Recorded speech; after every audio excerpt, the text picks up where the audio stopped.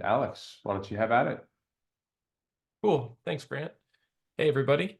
Looking forward to talking to you today about the new embedded cluster. If you were with us at our last RepliCon, we talked about this as well. So we've got some updates to share and just reiterate some of what we're working on here. So we'll have a bit of a mix here of some slides and get hands-on with embedded cluster and some demos as well. So, all right, let's get into it. So let's start with a little bit of an overview. What exactly is embedded cluster? So embedded cluster is a total redesign of kURL to help you ship your application and a Kubernetes cluster as an appliance that's easy to install, update, and manage. So if you're familiar with Replicated and you're familiar with our open source kURL project, it's basically a way to construct a Kubernetes distribution and deploy that onto a customer's virtual machine or bare metal server, deploy COTS on top of that, and then be able to install your application anywhere, even if your customer does not have a Kubernetes cluster already. Embedded cluster is the same idea, has the same general goal, but improvements to the user experience, to the usability, the supportability, etc. So to that end, what are some of the benefits of the new embedded cluster? Well, compared to kURL, the installation is about 4 times faster. So, Chuck was just talking about the cloud marketplaces, and he was using this new embedded cluster as the basis of that cloud marketplace offering. And the faster installation is one of the pieces that makes that much more feasible because it's going to come up a lot quicker. Fewer host dependencies and greater operating system support. So the embedded cluster is based on the K0's Kubernetes distribution, which is statically compiled. It's a single binary that runs on any of the nodes that you're joining to the cluster. We don't have to bring our own because it's statically compiled. We don't have to download all of our own host dependencies to that box like we do with kURL, which leads to conflicts and things like that. Everything you need is just baked into embedded cluster, so there's fewer dependencies. If you have a Linux kernel, it's basically going to work. And then greater operating system support too. And then another benefit here is that because we're leveraging an upstream project, when new operating systems come out, it's going to be much easier for us to support them through that upstream project as opposed to Replicated, always having to do the work we had to do with kURL to support the latest version of RHEL or Amazon Linux or whatever it might be. One of the big goals here is for there to be a lesser requirement for Kubernetes knowledge or interaction from your customers that are installing this. We want to abstract Kubernetes away as much as possible.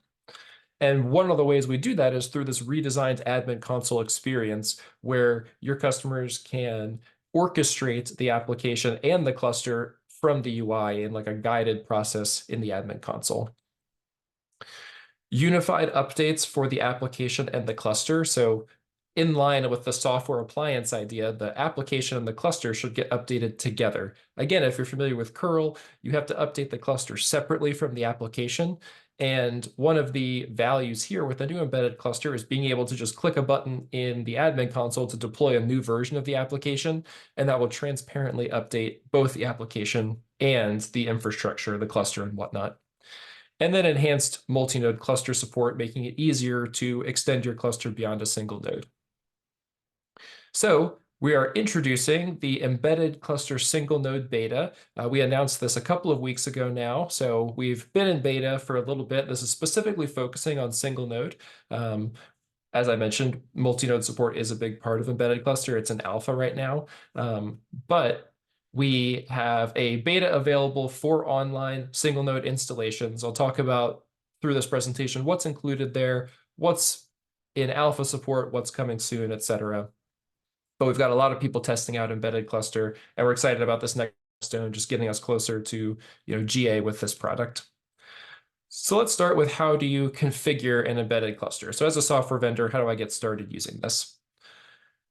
So the configuration happens through the embedded cluster config, which is a resource that you include in a release. So by putting this embedded cluster config into one of your releases, that enables the use of embedded cluster. And the embedded cluster config defines the embedded cluster that's going to be deployed. So the Kubernetes version, the embedded cluster version that's going to be used, as well as other modifications to the cluster, other customizations or settings that you can configure. So this example here is just the most basic embedded cluster config, which merely specifies the version of embedded cluster that's going to be used. So in this case, Kubernetes 1.29.2 is going to be deployed. And then the EC.3 shows that this is our third embedded cluster release for Kubernetes version 1.29.2. So this is the simplest embedded cluster config that you can define, but there are other things that you can configure through this embedded cluster config, which we'll see in the hands-on demo. So obviously we talked about specifying that Kubernetes version, but you can also deploy additional Helm charts. This was a pretty heavily requested feature in kURL that never came to fruition, but the ability to be able to specify additional resources that you want to deploy as part of the cluster prior to your application being deployed. So for example, if you have existing cluster customers and you tell them, hey, you need to deploy Istio or Keycloak or Cert Manager or whatever it is before you deploy our application, this gives you a corollary for embedded clusters where you can specify those Helm charts as part of the cluster that's going to get deployed before your application gets deployed. And then you can also modify the cluster. So we'll see in our demo here the ability to modify some of the Kubernetes settings and some of the lower level stuff. And we'll talk about that, what the trade-offs or caveats are with that approach. So let's get into a demo of the configure step here. So the first thing to note is that if you want to use embedded cluster, the best way to do that is the way to start is to create a customer. And then from that customer, there is a license option called embedded cluster enabled. And so by setting this, it lets you download the binary to install embedded cluster, and it enables this customer for embedded cluster. So this is done on a per customer basis, so you can test it out without having to roll it out to all of your customers if you're not ready for that yet. So that's the first step. I've got this customer embedded cluster enabled. Then we want to go and create a release and include an embedded cluster config in that. So I've already done that in this release here. So you can see here's like the simple embedded cluster config where I'm just specifying version 1.28.7 plus EC.3. So we're going to deploy Kubernetes 128.7 here.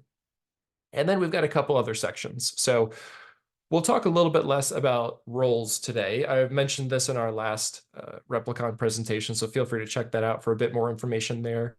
But this is particularly useful for multi-node support. If you have different labels, for example, Kubernetes labels that you would want to be applied in a multi-node cluster to different nodes in that cluster, you can use this concept of roles to basically abstract those Kubernetes labels away from your end user, and they can just choose roles to assign to nodes when they join nodes to the cluster. And those roles are associated with Kubernetes labels that will automatically get applied to the cluster to the nodes when the node is joined. So this is just a way to better support multi-node and again, abstract that Kubernetes specific kubectl commands away from your end users. So the two sections we'll talk about a little bit more here that weren't mentioned in the last presentation are this Helm extension section. So this is where you can specify the Helm charts that you want to include as part of the cluster. So in this case, I'm deploying an Nginx ingress controller. There's not an ingress controller deployed yet as part of embedded cluster. So a lot of our early testers are using this section to deploy an ingress controller. But again, if there's other infrastructure things that you need to be there before your application, whether that's Istio or Cert Manager or something else, this field is a great way to accomplish that. You can pass whatever values you want to that chart. It supports ordering. So if you have multiple different extensions you're providing and you need them to be deployed in a particular order, that is also supported. And then finally, we have the unsupported override section. And this is where you're able to actually modify some of the lower level settings in the cluster. So currently, this allows you to override the K0's config. So the K0's distribution that we're using, you're able to change some of the settings for how Kubernetes is deployed with K0's. There's a few caveats here. So one of the benefits of this is that it exposes some of that lower level stuff that wasn't there with curl and gives customers like our customers the opportunity to customize the cluster without replicated having to develop new features all the time. So this kind of exposes more of the settings and gives you a way to tweak them, try things out, without us having to go and implement every single thing on a feature level. So we've seen people use this to deploy the NVIDIA GPU operator and set some container D settings that they needed to do, all sorts of different stuff, and just kind of lets people test ahead of us. And the goal is that any sort of reasonable changes that need to be made here, if you come and talk to us about them, we'd like to productize those. So if there's things that you need to change about the cluster and we say, oh yeah, that's reasonable, that makes sense, we'd like to productize that, we can move that up into the embedded cluster config. But this gives you a way to modify things that we haven't productized yet. And you'll note that this field's called unsupported overrides because changes here aren't necessarily supported. That doesn't mean that just because you put something here, your cluster's not supported anymore, but it means that changes here, if they break the cluster, are not going to be Replicated's responsibility. So there's a couple caveats there, but it's proved very useful for early testers who've been able to try a lot of stuff and give us a lot of cool feedback without us having to work on things that we just didn't have the time or bandwidth to do yet. So I've got this embedded cluster config, got my license enabled, I'm all set here. Let's go back and look at what our next step would be. So how do I install my application in an embedded cluster? Well, the main way that you would install is you would download a tarball that's going to include two things. First is your embedded cluster binary. That is basically like a CLI that enables you to install and manage the cluster, as well as a license. So this tarball is customer specific. It has a general binary that would just install your application, and then it has the customer's particular license. And then you can run the install command and provide the license flag to pass that license in, and thus the whole installation process is gated by your customer having an appropriate license. So how do I get that installer? How do I get that tarball? Well, there's a couple different ways. The first is that your customers could download it from Replicated. This is a cool option because it supports white labeling with a custom domain. So you can use your own domain as the gateway for downloading the installer. And then the download and installation instructions are available on the customer page in the vendor portal for you to pass on to your customer. So we can see a screenshot here of that, where I first curled this replicated endpoint, passing, my app slug and my channel slug. The license ID is used as the authorization header here. And this is going to download that tarball. And again, this supports a custom domain. So this could be curl download.mycompany.com so that you can white label it. Then you just extract all of those artifacts from the tarball and run the install command and pass the license in. And that license and that tarball are just in the working directory after you've extracted that release. That's the first option and the one that we generally recommend for people to use. And this lets your customers just go straight to the machine where they're going to install the cluster, run these commands, and download the artifacts right to the host where they're going to install the embedded cluster. But some of our customers prefer to host these resources themselves for various reasons. And in that case, the installer can be downloaded with Replicated's vendor API. So as an example, this supports vendors that want to host the installer themselves or serve it through their own customer portal. So we have customers that don't use our download portal, but instead they have their own portal that their customers are already logging into. And instead of needing more credentials or more ways to get things, they just serve all of the needed artifacts through their own customer portal. And so this vendor API endpoint to download an embedded cluster release gives you the ability to do that as well. So let's do some demonstration of the installation process. So we mentioned that the install commands are available on the customer page. So if I come back to my embedded cluster enabled customer and I go to install instructions, I'll see I've got my Helm install instructions, and we've recently added embedded cluster. So this will look familiar, obviously, from my example that I was just from the screenshot I was just showing. But if we come over here to the terminal, and if I SSH into my machine real quick, I will start downloading this binary, or this tarball, I should say. It's about 250 or 280 megabytes. So that'll just take a couple of seconds to download. So while we're waiting, I'll just come back here and copy the next command to extract that release, and then we'll be ready to just go ahead and install it. So we'll give this, should be just another 10 seconds or so, and we'll be ready to go. So I have a custom domain set up, and I actually probably could have used that just to demonstrate that. That would have been a cool addition here. But remember that you don't have to expose replicated to your customers necessarily. You can customize that with a custom domain. So we'll extract that and then start the installation process. And this is just going to prompt me for a password for the admin console. And then we're off to the races. And we mentioned this at the last RepliCon, but for anyone that's familiar with kURL, one of the really nice benefits here is just that we're going to see much simpler and much more user-friendly output as a part of this installation process. We, do log additional things to a file, so if we need to debug things or whatnot, there's the ability to see more granular and detailed information.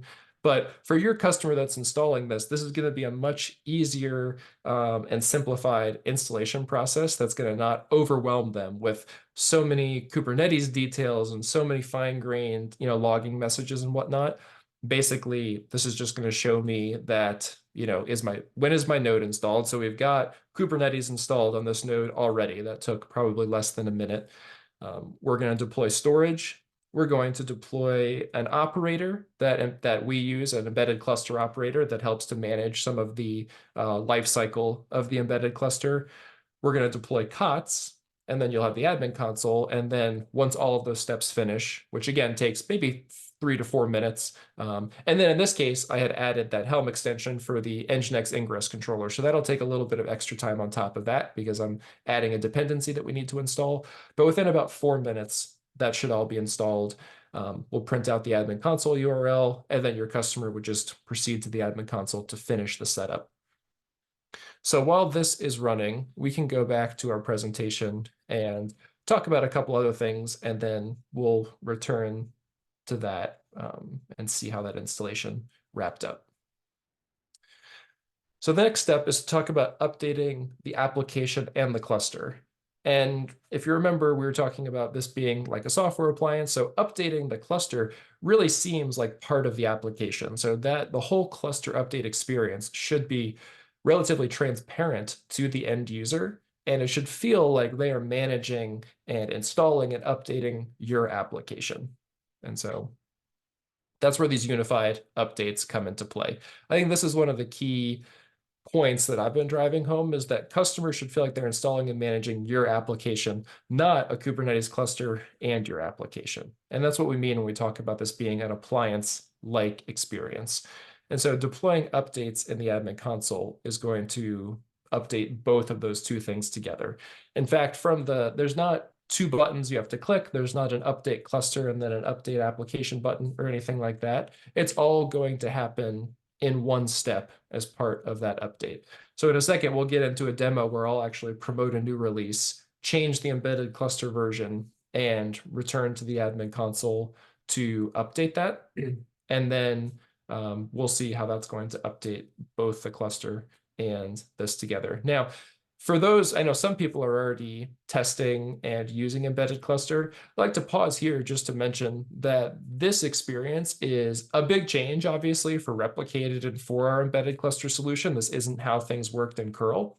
And so if you're testing this or if you're starting to work with embedded cluster, this is one of those workflows that we'd really like to get feedback on to make sure that the way this is implemented works appropriately. Because when we're updating the application and the infrastructure together, there's just always the possibility, depending on how it's implemented, that if the cluster is updated at the wrong time and you have something going on in your application and that gets interrupted, a problem could ensue. So we just want to make sure that, we're getting the right feedback. As many people as possible are testing this. Obviously, we're testing it and, developing it in the right way. But this is just one of those features that it's a big deviation from how kURL worked. And so we'd love to get as many people using it as possible and make sure that when their application updates alongside the cluster, they don't see any strange behavior that we would need to address. So if you're not already testing with these updates and you're just installing and reinstalling to test your application, try out one of these updates, see how it works for you, and let us know what you think.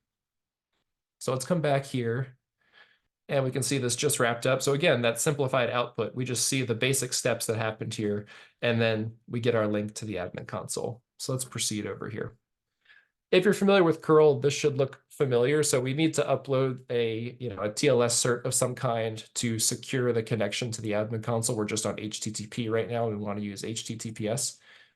Note this experience because I'm going to mention this at the end of the presentation as part of the stuff that we want to improve. So just keep that in mind. So I'm just going to use a self-signed certificate here. And then I'm going to get dropped into the admin console, use the password that I provided, and then we're here on this modified cluster management nodes page. So I can see my one node that I have here and what's running on it. I can add a node. So we haven't talked about multi-node clusters yet in this presentation, but we'll come back to that. I'm just going to continue on through this. I've got my normal application config that you're familiar with probably already if you're familiar with COTS. Run these pre-flights real quick. All that works, and then go ahead and deploy my application, which should come up momentarily. So that's the installation process. Let's go ahead and talk about the updates now. So come back to my releases page, and I am going to look at my new release here that I've already created. So you'll notice that before I was deploying, I believe it was 128.7. I've changed this to be 129.2. So this is a new embedded cluster release with a different Kubernetes version. We're releasing the latest embedded cluster changes on both 128 and 129. And over time, we'll expand that to be, all of the in-support versions of Kubernetes. But whether you've tested your application on 129 or not, you can get the latest changes for embedded cluster on both 128 and 129. So like if you look at our releases page, you can see 129.2 EC3 and 128.7 EC3. And if you were to read the changes, they're the exact same changes. So these are basically the same two embedded cluster versions, but they will deploy different versions of Kubernetes effectively. So that's what I've done here is just updated to the latest Kubernetes version. Go ahead and promote this to unstable. And come back here. Everything is ready. Let's check for updates.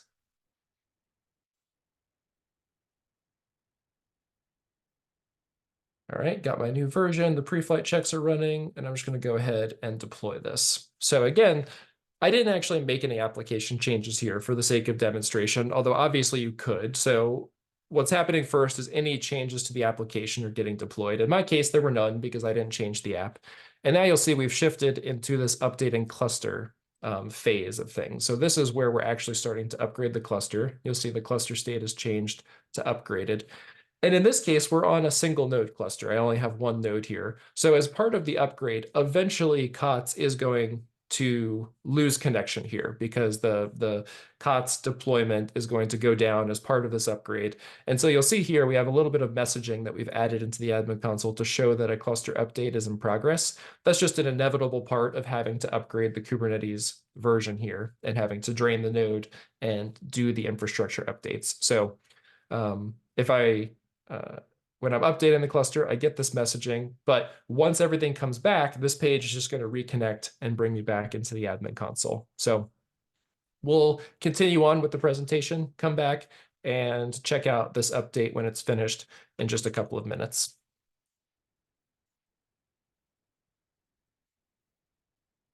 So that was our update demo. Let's talk a little bit about multi-node clusters, which are in alpha support right now. So we do have enhanced multi-node support for multi-node clusters and embedded cluster. Here's my embedded cluster config. And I've mentioned this already, but this gives me the ability to define node roles with associated Kubernetes labels. I think this is a really cool feature because it just it's a great example of abstracting away Kubernetes from the cluster. So we have customers today who use multi-node curl clusters, and they have to tell their customers, okay, when you join this node, use kubectl and run kubectl to label this node with these things and label that node with these things. And it's just, that's that leakage that we're trying to avoid, the breakthrough of those Kubernetes implementation details into the end user's experience. And so with node roles, you'll see when I can show this in the admin console in a moment, but the ability to just select a role and say, okay, I need to add a database node, or I need to add an application node, or a web node, or a GPU node, or whatever it might be, making that into just human readable roles that automatically apply the appropriate labels, I think is a great example of a goal of this project and abstracting Kubernetes away. Similar to how like the install is much faster, I mentioned 4 times faster installation compared to curl. The node joins happen equally fast, just because of how fast the cluster is able to spin up. So it's really quick in comparison to get 2, 3, 4, 5 nodes spun up in just a matter of minutes. And in the future, part of what we'd like to do with multi-node support to kind of take it from alpha to beta to GA and beyond is helping define what a valid cluster looks like. So again, being able to have better workflows inside of the admin console for setting up a multi-node cluster. So if you know that your customer is going to need a particular number of this type of role or things like that, we can make sure that they set up the right cluster before they proceed to deploying the application. Similarly, we have plans for potentially being able to provide IPs and SSH keys to install multi-node clusters in a single command. Talk about node resets real quick. So this is a great way to be able to remove a node from the cluster or just remove the node entirely if it's the cluster entirely if you're on the last node. These are great for development and iteration. We didn't really have this well developed in curl, but just the ability to be on a single machine, reset it, and start from scratch when you need to helps decrease that development loop. And it's also great for troubleshooting at customer sites because a lot of the times enterprises can't easily procure new VMs. So if something goes wrong with the installation process and you need to start over, having to get a new machine can be costly and just decrease the amount of time to get your app installed at your customer. So being able to reset makes this a lot easier and quicker. So let's demo that real quick before we go over a few things and wrap up here. So hopefully we've got, this should be just about to wrap up. I'm going to check the chat while that's going and just see if there's any questions here. So there's definitely one, if we have any more, I think I'm unmuted. If we have any more clarity on multi-node will enter further stages, beta and GA was one of them. Okay, yeah, cool. Yeah, I don't have like an exact timeline of like, it'll be this month or anything like that, but it's a pretty impending update for us. So you'll see, I'm about to talk. In fact, I could probably just move on to that while this wraps up. Actually, looks like it just about finished up. But I could probably move on to that and we'll talk about kind of what's upcoming and that'll help address this. And then we'll come back for the final demo there. So air gap support is coming soon. So the goal here is to have a single air gap bundle with both the app and the cluster artifacts all inside of it that your customer downloads to update. That's in progress right now. And we have an alpha release expected in the next few weeks. So this is another feature that if you're testing this out, would love to get your hands on this once it's available. We'll let you know and get some feedback. Multi-node beta is probably one of the next big milestones that we would have after air gap support. So it's fully functional already, but the main steps we have left are trying to eliminate some of the foot guns when you're joining nodes and better validation. So multi-node clusters work. We just want to make sure that when your customers are joining nodes, they don't use the wrong version of the binary or join a node incorrectly in some way. So there's just some UX improvements we want to make to polish that up and make it more resilient and harder for people to screw up. So I would expect that to be within the next couple of months, we'd be pushing that forward. But it is fully functional. So if you want to go test that out, definitely take a look. Disaster recovery is another one of our major upcoming goals for the next couple of months. This is going to be similar to today's snapshots functionality with Valero, and it's still going to be based on Valero, but more focused on disaster recovery. So specifically, it's only going to support full backups as opposed to the partial backups you might have seen with our current snapshots functionality.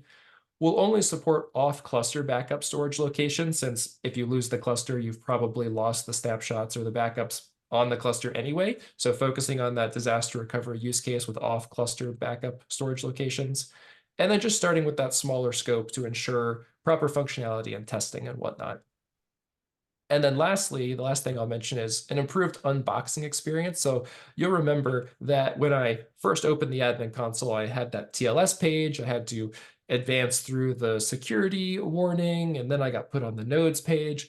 We want to add, we want this to be self-documenting effectively. So when a user opens the admin console to get started, they should know what to do without having to even read your documentation. It should guide them through that process in the admin console. So introduction of a landing page, a more guided setup process, or some of these other steps we want to take. So I'll just pop back here and then finish up. So that update all finished, which is great. The last thing I'll show here in the demo is the reset process. So you'll see if I try to install again, it's going to tell me I've already detected an installation. If you really want to do this, you should reset first. So let's just copy that reset command and run it here. Going to confirm that. And this is just going to proceed to eliminate the cluster in the application from this node, give me a blank slate so that I can start over. This should only take a minute or so. And that's just an example of how you can really decrease the dev loop and get your customers installed a lot quicker as well with these node resets. So obviously we've lost connection because I'm deleting the whole thing there. And then you can see that's already finished. So we're all set there. So the last thing here is just to mention that we'd love for you to get started today. So I've mentioned a couple times that feedback and validation is a key step for us to move this product towards GA. So we've got a lot of people integrating and testing already. We've got documentation available on our doc site now. You can see a screenshot of there, and I can provide a link for anyone that needs that. And we're always here to help. So, and I really mean that. This is a really big goal for us. This is a really big project, and our team has been really involved with a lot of people that are testing this already. So if you have questions, if you get stuck, if you need help setting something up appropriately, just reach out to us, whether that's Slack, email, or through your account representative. And we'd be happy to get on a call, talk with you, help you get unblocked, even implement things that'll help get you unblocked. So we'd love to work as closely with you as possible. So feel free to reach out. And if there's any more questions, feel free to ask. I'll try to kind of parse through the chat here. But if anyone from Replicated saw any other questions in here, feel free to let me know. I see a question here about support to migrate from kURL to embedded cluster. Great question. There's not yet. Absolutely, that's something we're going to support. So we're working to get the basic functionality here ready before we tackle that problem. But definitely something we're going to be working on. And if that's something you're interested in, we'd love to work with people. We'll want to test and validate those migrations on actual clusters, or not your customers' installations, but with our customers and with their applications to make sure that that migration works well before we officially support it. So anyone that wants to do that, please get in touch and we'd love to work with you on that.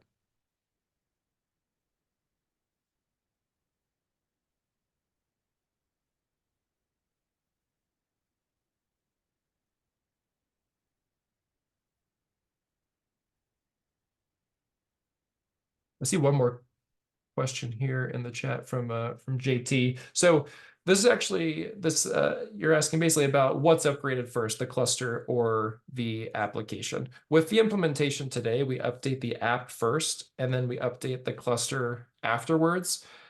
I think that's subject to change potentially based on some of the feedback we hear about the update process. We made that decision to start because we found that most of our customers and the embedded clusters tend to lag behind in the Kubernetes version. So it's more likely that people are running from a deprecation, so to speak, than they are trying to use the latest and greatest features that just became available via Kubernetes. So that's why we picked that ordering, but it's definitely an example of something we'd like feedback from when people are testing that update procedure.